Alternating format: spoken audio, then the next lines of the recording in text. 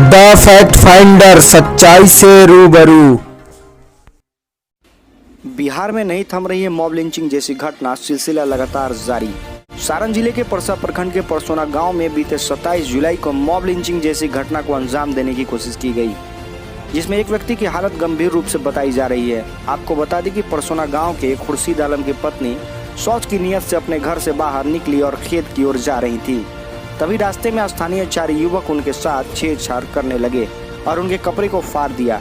यह देखकर उनका पोता दौड़ता आकर अपने दादा से ये सारी बात बताई, और जब वहां पर उसके दादा अपनी धर्मपत्नी को बचाने के लिए आगे आए तो उनको पकड़ के उन युवाओं ने उनका मॉब लिंचिंग करने का प्रयास किया, जिससे उनकी हाथ, कमर और जिस्म के बहुत सारे हिस्से में चोट आई है। हिंद क्लिक न्यूज़ संवाददाता गुलाम रजा खान ने स्वयं पीड़ित परिवार से मुलाकात कर जानी आखिर क्या थी समस्या जिसको लेकर मॉब लिंचिंग की प्रयास की गई। आइए देखते हैं गुलाम रजा खान के साथ खास रिपोर्ट। द फैक्ट फाइंडर में आपका स्वागत है। The fact finder social media पर वायरल झूठ की सच्चाई आपको बताता है और साथ ही वो न्यूज आपको देने की कोशिश करता है जो दूसरे चैनल के माध्यमों से आपको पता नहीं लग पाती है। तो अगर आपने अभी तक हमारा चैनल सब्सक्राइब नहीं किया है तो चैनल को सब्सक्राइब करके बेल आइकन दबा लीजिए, ताकि जब भी मैं वीडियो अपलोड करूं उसकी नोटिफिकेशन आपको मिलती रहे।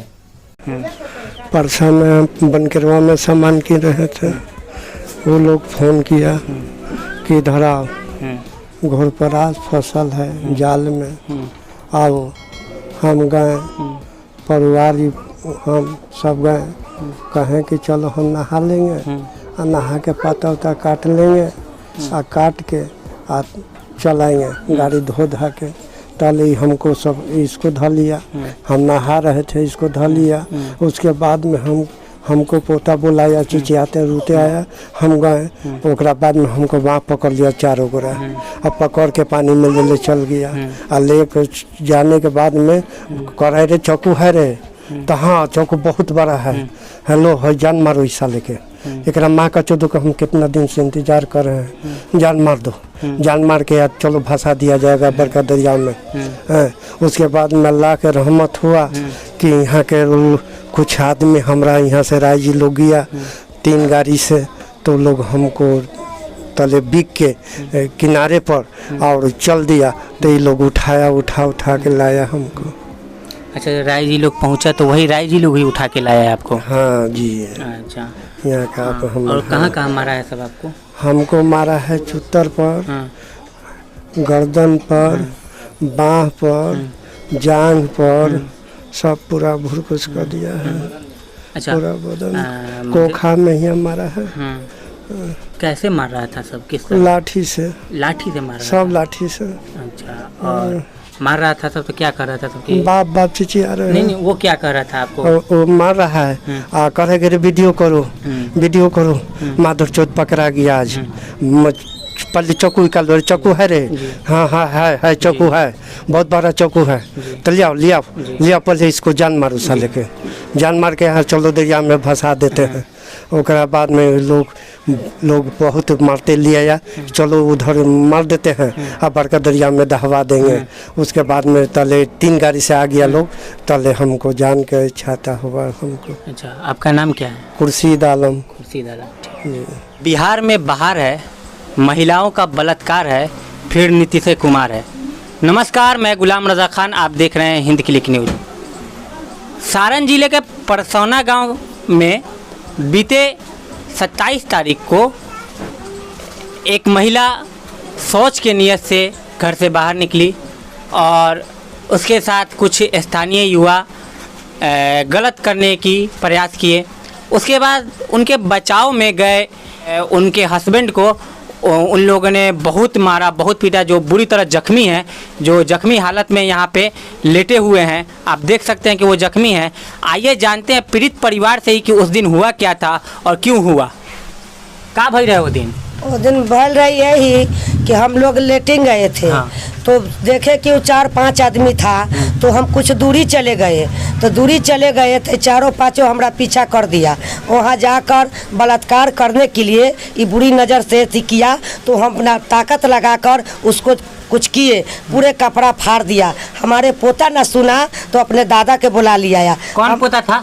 दिलशाद। ये हाँ ये क्या हुआ था उस दिन बाबू? हम दादी गए थे पता ला, तो हमारा दादी बैठ गया जारा पेड़ने। तो हमारे दादी के साथ सब छेड़खानी करने लगा। तो हम दादा के बुलाने गए, पानी में नहा था। तो हम दादा के बुला के गए थे। तो दादा अलन तो एक इंकरा छोड़ के दादा के मारे लगलन। फिर क्या हुआ आपके साथ? तो हमारा से हस्बैंड के लेकर पानी में ले गया, बोला कि इधर आओ इधर आओ, और ले जाकर पानी में ढुका कर मारना शुरू कर दिया। अब तो हम चिल्लाने लगे, रोने लगे, कोई आदमी नहीं आया। हमारा पोता के डर हो गया तो अपने भाग कर घरे चले आया, मज हम नहीं भाग कर आए। जब हमारे आदमी लस तांगर हो गया, उठने लायक नहीं था, तो आदमी के घरे फ़ोन किए, तो यहाँ से आदमी गया तो सब कोई लेकर आए वहाँ से। जब इनको मार रहा था सब, तो वो क्या कर रहा था? सबकी मारने की नियत थी, खत्म करने की नियत थी? खत्म करने के लिए क्या नियत था इनका? इनके नियत रहा है कि काट कर ये पानी में दबोड़ दे। अच्छा, और क्या कह रहा था सब? कह रहा था कि रे साला तुम कहाँ था, अरे मादर चोत भोसरी वाला कहाँ था, बहन चोत तुम्हारा काट देंगे, बहुत दिन पर भेटाया है, तुमको इंतजार कर रहे थे, तुम भेटा नहीं रहा था, आज भेटा गया। और आपके साथ क्या क्या हुआ था? वो बुरी नियत से गया था। अच्छा। पूरे कपड़ा फाड़ दिया, नबद्दर कर दिया। हम अपने पूरे कपड़ा अपना फिर साया पहन कर घींच कर लपेट उपेट के किसी हालत से वहाँ से आए। अच्छा, आपके परिवार के सदस्य और कौन कौन है? आपके बेटा वो कहाँ है? बेटा एक वो है, एक ये है। अच्छा, आप इधर आइए। हाँ सर, उस दिन क्या जब इनके आपकी माँ के साथ जो हादसा हुआ, फिर आपके पिताजी गए, उनको मारने का प्रयास किया गया, उनको मॉब लिंच करने का उनका प्रयास किया गया आपके पिताजी का, फिर उसके बाद आप लोगों ने क्या किया? थाना में FIR किया, फिर क्या हुआ? प्रशासन ने कोई कार्रवाई की? कुछ प्रशासन सर देखिए, हम सुबह लगभग 12-11 बजे हम चल गए हॉस्पिटल में इलाज करवा रहे थे। हमारा से पहले नेता मुखिया जी है, हमारा से पहले वो थाना में चले गए थे, हम अपना इलाज करवा रहे थे। फिर भैया यहाँ फ़ोन किए तो उनका फ़ोन लगा नहीं, तो ये वो मारर के मसूद भाई है, उनको हम फ़ोन लगाए। फ़ोन लगाने के बाद मसूद भाई बोले कि सिर्फ 5 मिनट के टाइम दो बाबू, हम आ रहे थे हम तेज़ी में। वो 5 मिनट के अंदर में वो पहुँचे। उसके बाद वो पहुँचे तो फ़ोन किए, पहले इलाज करवा दिया वो कि पहले चलो इलाज करवाए, पहले वो बाद में होगा।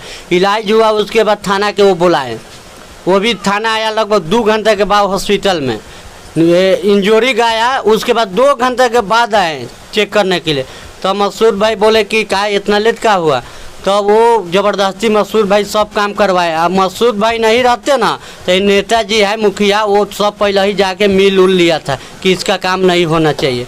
उसके बाद इलाज करा उरा के उसके बाद बोले कि अब चलिए हमको केस लिखाना है। गए तो वो अपना मर्जी से लिख रहे हैं। हम बोले कि यार हमको बोलने दीजिए, हम कैसे क्या हुआ है वो, नहीं तुम कोई गवाही नाम ले रहा है, नहीं कुछ ले रहा है, केस कैसा हुआ? तो वो कह रहा है कि हम सब लिख देंगे। हमने कि आपके कहने से थोड़े होगा। कौन कह रहा था? कौन कह रहा था? जमदार बोला जाता है लिखना, मुंशी वही थाना का। वो बोला कि हम सब लिख देंगे, टेंशन मत लो। हम जाने कि चलो लिख देगा, बाकी हमको मन में डाउट हुआ तो हम फैज भैया यहाँ फ़ोन किए कि फैज भाई ऐसा ऐसा बात है, देखो अपना मर्जी से लिख रहा है।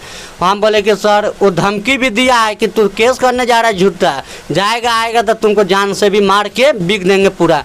वो बात हो गया। उसके बाद रात में पुलिस आया, लगभग 9 बजे 8:30 बजे के करीब में वो आए। उसके बाद वो सब देख उख के गए। जाने के बाद प्रशासन हमको कह रहा है कि चलो कौन मारा है उसको घर दिखाओ। तो हम बोले कि सर हमको आप काहे के लिए ले जा रहे हैं, ले जाना है तो अपन चौधार के ले जाइए, चौधार नहीं है उनको ले जाइए। तो वो कह रहा है नहीं तुम चलो। हम बोले कि ठीक है चल रहा है। तो हमको आगे आगे ले गया, घर दिखाए। उसके बाद घर पर वो नहीं पकड़ाया। उसके बाद वहाँ से आया। उसके बाद वो बोल रहा है कि तू जा बउआ, हम अपना कार्रवाई चालू रखेंगे। उसके बाद हम आए, रात भर सोए नहीं, रात भर तो जगह हमको कुढ़न से नींद भी नहीं पड़ रहा है। उसके बाद वो बात हो गया, वो प्रशासन चला गया। फिर 2 बजे रात में प्रशासन मेरा दूरा पर आया, 2 गाड़ी से आया। बोल रहा है कि तू कहाँ कहाँ फ़ोन किया, नेता यहाँ, मंत्री यहाँ, DSP यहाँ, DM यहाँ, क्यों फ़ोन किया तुम? हम बोले कि आप नहीं कार्रवाई कीजिएगा तो हम कहाँ जाएंगे? आपको तो पैसा के लालच पर आप काम कर रहे हैं कि वो पैसा दे दिया, आप चुपचाप बैठ जा रहे हैं। तो हम कहाँ जाएंगे? हम DSP DM विधायक के यहाँ ना दौड़ भाग करेंगे, कहाँ जाएंगे? हमारा इंसाफियत चाहिए, हमारा कानूनी कार्रवाई होना चाहिए। आप कहाँ कर रहे हैं, खाली कर रहे हैं पकड़ लेंगे एक कर लेंगे, अब पकड़ के भी ले जा रहे हैं तब छोड़ दे रहे हैं पैसा के दम पर, मुखिया के दम पर। ये कहाँ के नियम है? आप मुखिया सबके लिए कानून बराबर ना है, आप हमारे लायक नहीं। वो कहते हैं कि तू वोट दिया है कि तुम्हारा खिलाफ मैं लड़ूं। यहाँ पर पीड़ित परिवार के मुताबिक यहाँ के स्थानीय नेता, स्थानीय विधायक का संरक्षण प्राप्त है, इन पे हमला करने वाले लोगों को उनका संरक्षण प्राप्त है।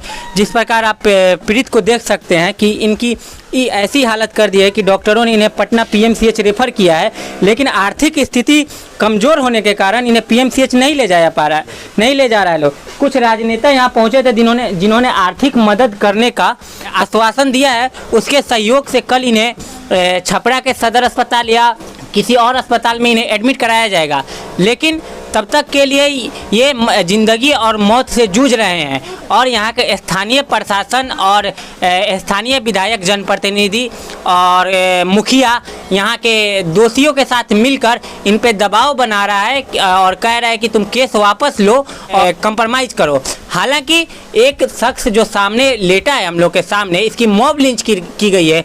मॉब लिंच करने के बाद, किसी परिवार को मॉब लिंच करने के बाद और उससे कहा जाए कि तुम कंप्रोमाइज़ करो, यह कहाँ का न्याय है? कंप्रोमाइज़ करने के लिए स्थानीय प्रशासन और स्थानीय विधायक दबाव डाल रहे हैं। स्थानीय प्रशासन का मतलब यहाँ की पुलिस और तमाम लोग जो प्रशासन में कार्यरत हैं वह लोग दबाव डाल रहे हैं। सारण जिले के एसपी को जब कॉल किया जा रहा है तो वो बोल रहे हैं कि कार्रवाई होगी, लेकिन कार्रवाई नहीं हो रही है।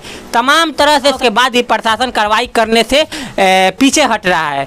और कहीं ना कहीं जिन्होंने इन पे हमला किया, जो मॉब लिंच करने का प्रयास किए, वो कहीं ना कहीं राजनीति संरक्षण में जी रहे हैं और अपनी ज़िंदगी गुजार रहे हैं, जिसके वजह से एक गरीब परिवार ज़िंदगी मौत से जूझ रहा है और परिवार डर के साये में जी रहा है। हिंद क्लिक से गुलाम रजा खान।